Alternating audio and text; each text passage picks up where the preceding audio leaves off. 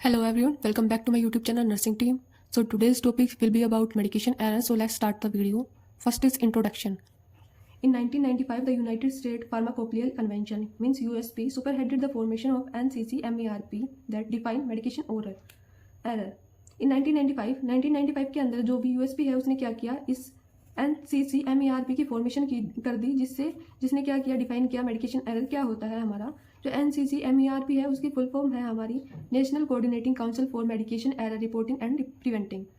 Next is definition. Medication error defined as any error in the prescribing, dispensing or administration of a drug. Such error leads to adverse consequences or that are the single most preventable cause of patient harm.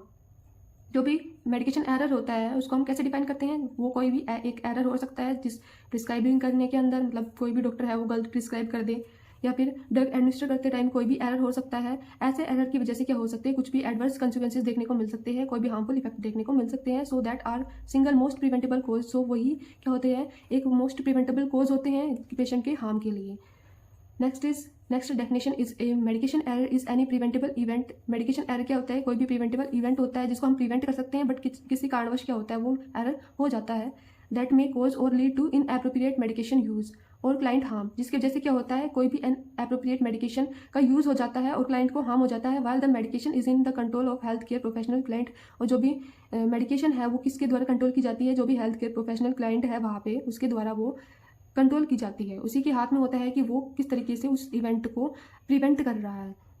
So next is type, जो according to ASHP guidelines, इसकी guidelines, इसका मतलब होता है American society of hospital pharmacist की guidelines के according जो medical error है उसको 11 टाइप्स के अंदर डिवाइड किया गया है, कैरेक्टराइज किया गया है, जैसे कि prescribing error, omission error, improper dose error, unauthorised drug error, deteriorated drug error, wrong time error, wrong dosage form error, wrong dosage preparation error, wrong administration technique error, monitoring error and compliance error.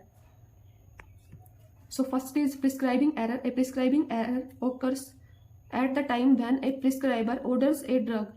ये error कब होता है, जब कोई जिस time पे जो prescriber है वो ड्रग को प्रिस्क्राइब कर रहा हो फॉर अ स्पेसिफिक पेशेंट, किसी भी पर्टिकुलर पेशेंट के लिए। एरर में include the selection of incorrect dose. इसमें क्या हो सकता है, इसमें कौन कौन से एरर हो सकते हैं, जो भी प्रिस्क्राइबर है वो गलत डोज को रिकमेंड कर दे, डोसेज फॉर्म को गलत डोसेज फॉर्म को कर दे, एडमिनिस्ट्रेशन रूट है उसको गलत कर दे, या लेंथ ऑफ थेरेपी, कितने टाइम तक वो थेरेपी चलने वाली है उसके टाइम को भी क्या, उसके लेंथ के ऊपर भी क्या पड़ता है, इफेक्ट पड़ता है। ये भी एरर होते हैं। नंबर ऑफ डोसेज, कितने डोसेज फॉर्म में वो लेने हैं। सो ये जो एरर है वो सारे प्रिस्क्राइबिंग एरर होते हैं और वो प्रिस्क्राइबर के द्वारा, मतलब डॉक्टर या फिजिशियन के द्वारा ही एरर होते हैं। Next is omission error. Omission is not an error, ये एक एरर नहीं होता। If there is any medical reason, ये जो एरर है वो किसी भी मेडिकल रीज़न की वजह से हो सकता है। Failure to administer a order dose to a patient, जब जो भी नर्स है वो फेल हो जाए किसी भी ड्रग डोज को पेशेंट के अंदर एडमिनिस्टर करने के लिए इन हॉस्पिटल के अंदर before the next schedule dose, जो नेक्स्ट जो भी डोज देनी है उससे पहले वो फेल हो जाए कि ये डोज वो ना दे पाए, इट इज़ कंसिडर्ड एज, तो वो जो एरर है उसको ओमिशन एरर बोला जाता है। When a patient can not take anything by mouth prior to a procedure, जब किसी भी पेशेंट का कोई प्रोसीजर हो और मान लो उसके माउथ से वो कुछ भी नहीं खा पा रहा, तो उसका जो और वही उसका जो रूट है वो माउथ से ही है, ओरल रूट है उसका, तो वो जो पेशेंट है वो उसको ड्रग को नहीं ले पाएगा। सो वो जो एरर होगा वो क्या, कौन सा होगा, omission error. Patient refuses to take them, या फिर पेशेंट है उसको लेने से ही मना कर दे, सो वो भी क्या हो गया, एक ओमिशन एरर हो गया। Next is improper dose error. Dose that is greater और लेस देन प्रिस्क्राइब्ड डोज, जब जो डोज हमें देनी थी प्रिस्क्राइबर के द्वारा, जो भी डोज दी गई थी जितनी अमाउंट के अंदर, उससे हम कम या ज़्यादा दे दें तो वो भी क्या हो गया, एक इम्प्रॉपर डोज, मतलब कि प्रॉपर डोज नहीं दी हमने, तो वो भी एक एरर हो गया। Can be occur when additional dose is administered, ये जब हो सकता है जब हमें बहुत सारी डोजेज देनी हो तो हम भूल जाएं कि ये डोज कितनी देनी थी। So that time it can be occur. Delay in documenting dose, जो भी डोज है उसका डॉक्यूमेंटेशन ही ना हुआ हो, डिले हुआ हो, हमने उसको वर्बली उसको सुन लिया हो और एडमिनिस्टर कर दिया हो, तो उस टाइम भी क्या हो सकता है, एक एरर हो सकता है। So next is unauthorized drug error. Administration of drug to a patient without proper authorization by doctor, हम किसी भी पेशेंट को क्या कर दे, कोई भी ड्रग एडमिनिस्टर कर दे बिना उसकी बिना डॉक्टर की ऑथराइजेशन के, बिना डॉक्टर की रिकमेंडेशन के हम किसी भी पेशेंट को कोई भी ड्रग एडमिनिस्टर कर दे, वो क्या हो गया, एक अनऑथराइज्ड ड्रग एरर हो गया।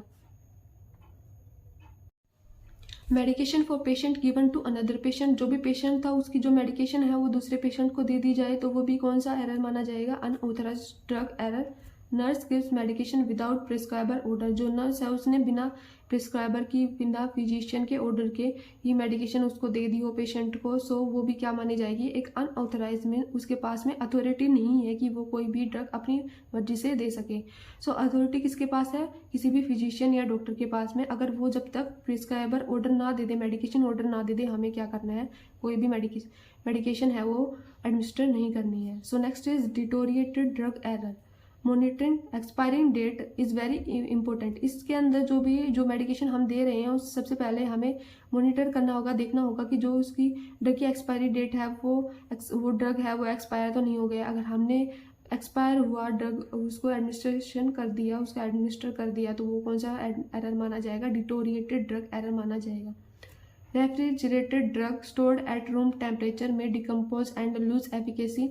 जो भी ड्रग है वो फ्रिज के अंदर या रेफ्रिजरेटर के अंदर स्टोर करने थे और उनको हमने रूम टेम्परेचर के ऊपर स्टोर कर लिया, तो उससे क्या होगा, उसकी जो ड्रग की एफिकेसी है वो लूज हो जाएगी, जो ड्रग है वो डिकम्पोज हो जाएगा, उसकी जो भी इफेक्टिविटी थी वो लूज हो जाएगी। सो वो भी डिटोरिएटेड ड्रग एरर के अंदर माना जाएगा। So next is wrong time error. Timing of the administration is critical to the effectiveness of a medication. जो भी मेडिकेशन हम दे रहे हैं उसकी टाइमिंग के ऊपर भी डिपेंड करता है कि उसकी इफेक्टिविटी कितनी होगी पेशेंट के अंदर। एडमिनिस्ट्रिंग डोजेज टू अर्ली और टू लेट में इफेक्ट द ड्रग एफिशिएंसी। जो भी हम ड्रग एडमिनिस्टर कर रहे हैं उसकी डोज हमने जल्दी या लेट कर दी तो उससे भी क्या हो सकता है, उस ड्रग की एफिकेसी या एफिशिएंसी है वो ख़त्म हो सकती है, उसका इफेक्ट देखने को ख़त्म हो सकता है। जैसे कि डायबिटिक पेशेंट है, उसके अंदर हमने ब्रेकफास्ट से पहले 14 यूनिट एडमिनिस्टर करनी होती है और हमने इससे कम दे दी है, तो उससे क्या होगा, उसकी हेल्थ के ऊपर इफेक्ट देखने को मिल जाएगा।